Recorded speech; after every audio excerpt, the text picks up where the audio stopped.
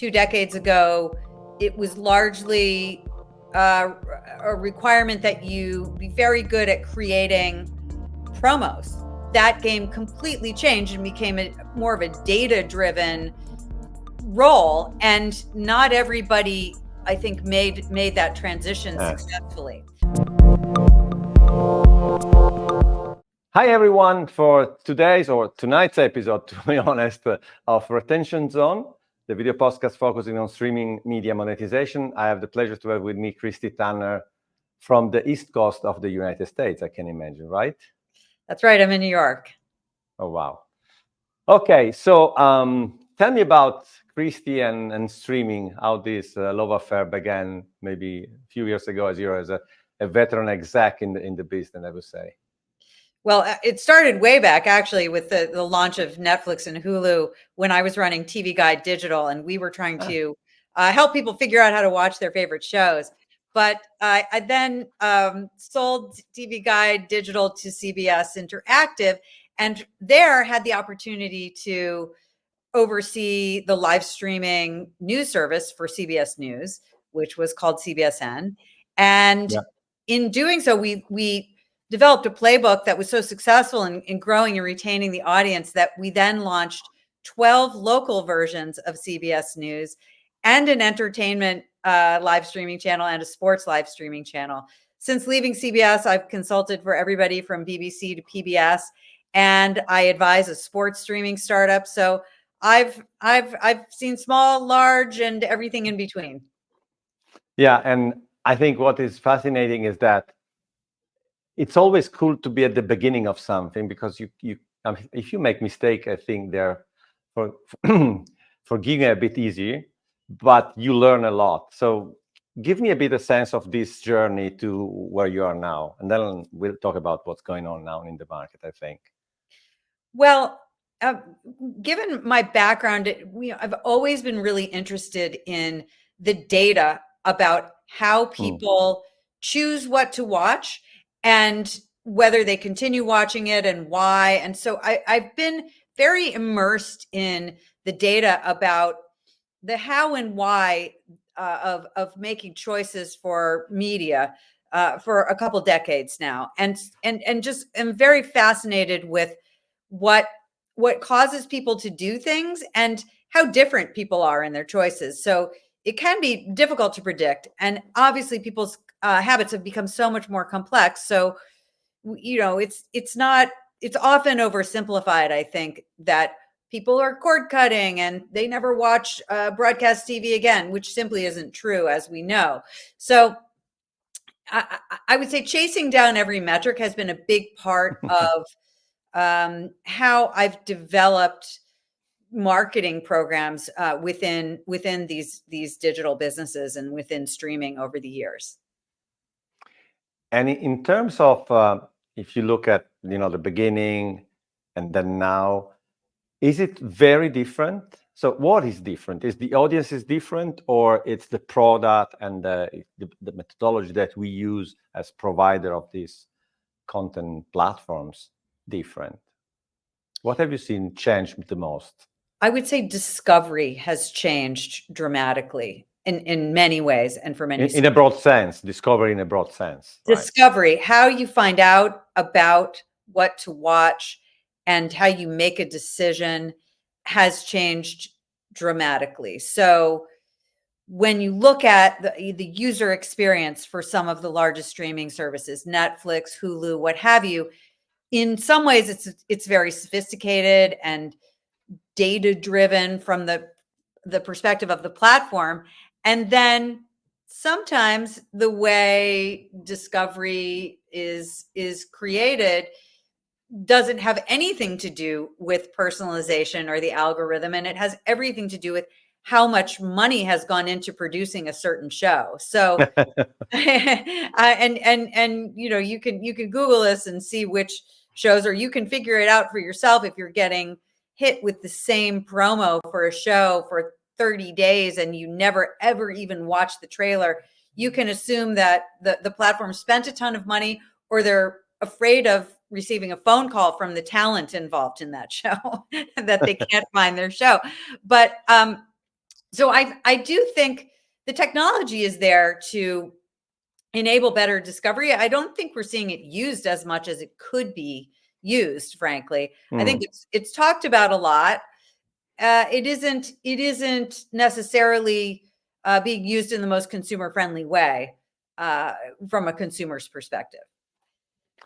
And in terms of, so I imagine you had marketing teams, or marketing strategy team, marketing operational team. I think direct to consumer marketing is super, super fascinating, at least to me, having in front of you, especially when you're in the SBOT business, having someone that is a paying customer in front of you. If you come from traditional pre-streaming digital transformation, you had, an audience.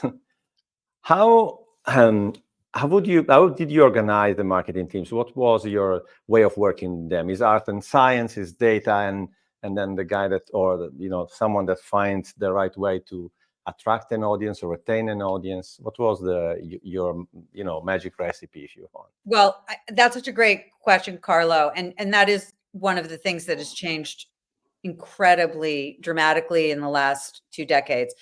I would say to market programming 2 decades ago, it was largely a requirement that you be very good at creating promos, creating on-air promos, and targeting them to at the right times to the right people.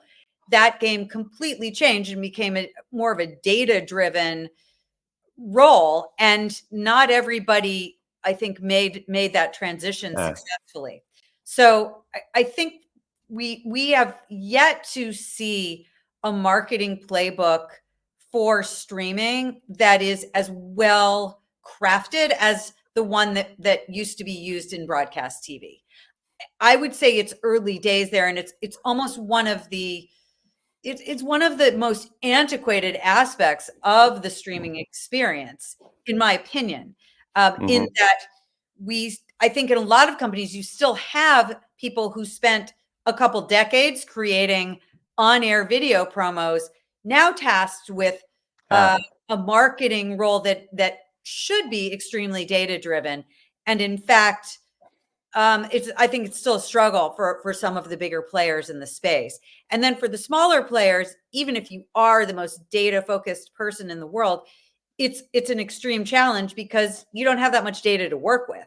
So big or small player, you could be dealing with 25 different devices, services, platforms, or more, and different types of data coming from all of them. As you know, how to interpret it is its own, Rorschach test in some ways.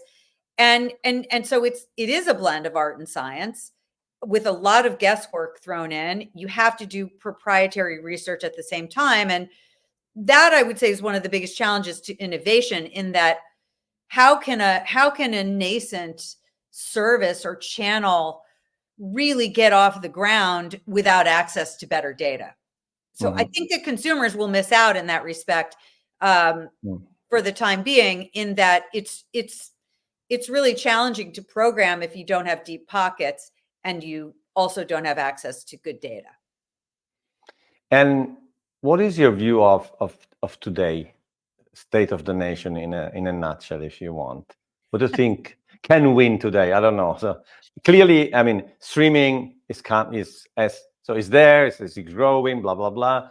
But is it sustainable? What is the next move to make it sustainable? We're seeing this super aggregation. What's your view there?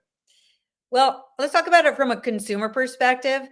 I would say it's kind of like the buffet on a cruise ship or at an all-you-can-eat inclusive resort, in that there's tons of stuff.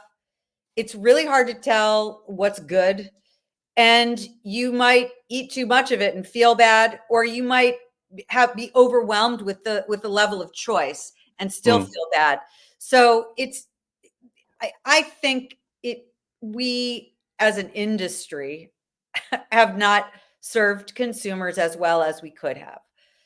I'm happy enough with my attention to the consumer experience as a leader in the space, but I wish that we had more tools at our disposal, and I would want everyone to center the consumer in the Mhm. development of streaming, and I don't think that happens as much as we'd like it to. And in terms of monetization, so the last two years and a half, the moment Netflix started talking about ads as VOD, AVOD, I don't want to possibly not talk about fast at the moment, but things are changing. These hybrid, more sophisticated models are coming. What is your view there? Well, I think that I would love to see true innovation in these hybrid models, a real ability to introduce consumers to new things using an ad supported model and then upsell people in a slick way to either an ad-free experience or a more personalized experience. And I'm hopeful that that will happen. I would I am concerned a little bit that the economics of the industry will not result in an investment in R&D and to the benefit of the user experience. And maybe that's a bit pessimistic, but there's so much focus on the profitability of the SVOD services that I think it comes at the expense of the consumer, because as you said, it's early days, and we should be seeing more experimentation, a little bit more risk taking to see how we can really reap the benefits of streaming being a new digital medium. And instead, in many cases, we've just replicated like an okay TV experience. I actually do think that the guide paradigm that we see in some services is it's useful. It lasted for decades because for a reason. It's a familiar paradigm and people understand it intuitively, I think. But I would just really love to see something that made it easier for people to get to what they want to watch. And I think that some of the competition among the streaming services has made it, in fact, a worse consumer experience because of the interest in creating walled gardens and kind of a winner takes all attitude. I think consumers have lost out. And I mean, you mostly come from news, even if not only. I mostly come, even if you launch a sports service, I mostly come from sport. What they have in common, their live. Do you think live is somehow still like, I don't know, the magic solution, or yeah, not really? Well, it's so interesting that you bring up live, Carlo, because as we know, live performs consistently better than not live. And I don't know that I've ever seen a psychological profile of why live sports and live news perform better than not live. That said, I think well, it's not easy, and it's a different skill set. And I think again, this kind of goes to the same thing we were talking about with marketing. I think there has to be more of an interest in learning new skills in the industry for the streaming services that we have to become truly excellent and proficient at live streaming news and live streaming sports. It could be a better, richer experience for everybody if there was a real interest in having this be a mind-blowing and fantastic consumer experience rather than good enough, or we didn't crash, so pat ourselves on the back. And it's a video stream like in the past, because you had the risk to get me started on the fact that we're using these tools that are amazing and the devices are amazing, and we're basically showing some video.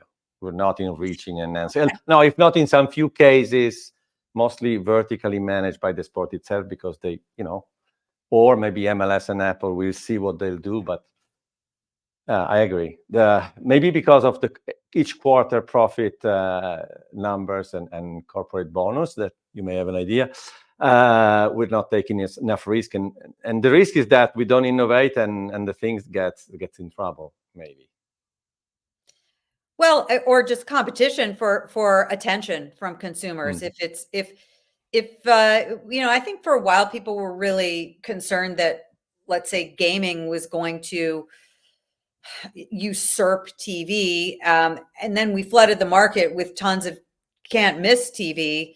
But post strike, with the creation of probably less scripted TV and with smaller budgets, I think it would be an interesting time for someone to compete for that TV time attention. Mm. And certainly sports is an area that I see continued growth happening. I'm advising a sports streaming startup right now, and what we are seeing is that fans of one certain sport like having one place to go to see that sport all the time. And what we are seeing with that channel, which is called Swerve Sports, is also that live outperforms not live. So, some things continue to be true, and yet at the same time it feels like we still have so much to learn about what the audience wants and how we can serve them better. And this is my kind of a classical question I ask because of the name of this, but because I was truly fascinated always. If you have acquisition, I understand depending on the moment in which the platform is, but acquisition and retention, clearly both crucial. It's like putting water in a vase, but the vase as a whole. How do you balance, or different phases, different relevance, or different moments? What do you think? Well, I think if I could, uh, if I could say where I would spend time, it's on retention. I think not enough time has been spent on Mm. retention and understanding um, the why behind retention. I think we're starting to see some more research about how to reduce churn, or who's doing better in minimizing churn. That was not the focus for the first few years of SVOD, as we know. Mm. And Mm. so a lot of money was probably just set on fire acquiring users for short-term periods.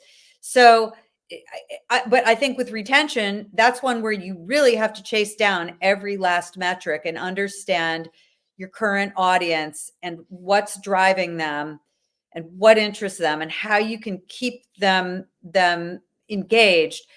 And I would say that that's probably also a new habit and a new skill set that's got to be honed a little bit better in the industry, because so little time and attention was paid to it in the early days. Mm. And you know that I like that before you told the story explaining, people in certain position coming from a different experience that didn't transition. My storytelling about why acquisition maybe was too relevant or retention was not enough consider is maybe because marketers were coming from, I don't know if traditional digital marketing or social media digital marketing, where it's followers, and so you're kind of driving this is what so you say, oh, we grew 10,000 people in one day. Yeah, but we lost 20,000. Right. So I don't know. If you have your own storytelling of why it happened like that, at least at the beginning. Well, honestly, I think, Carla, to some extent, not everybody thinks of themselves as a marketer. And I Yeah. think that one area where I found success was in at least sharing marketing metrics and ideas that would normally considered to be simply the domain of marketing with other departments. So product development, engineering, editorial, even sales, having people understand what was driving the growth of CBS News Digital, no matter what their job description was, I think was really key to our growth. And whether or not they realized this is what was happening, or whether or not I was intentionally trying to do this, I think that we, to some extent, gave more training in marketing to other disciplines in the organization. And people were doing it whether they knew it or not.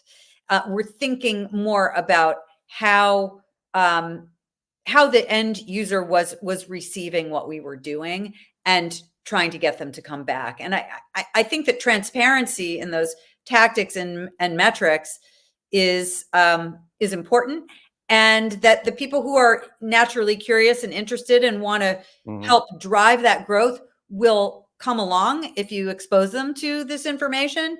And those that are just going to keep doing things the same old way, you don't have to worry about them because they won't be interested. No, it's let me say it in a proper way. It's embarrassing that we met for the first time now, to be honest, the first call we do.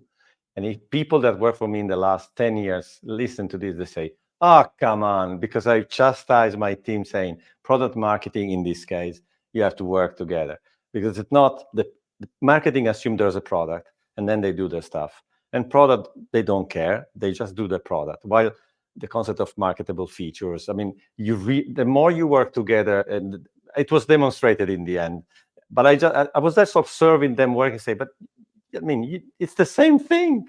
It's the same thing. It's not too separate. It's different skills maybe, but you have to work together because that's the way you succeed.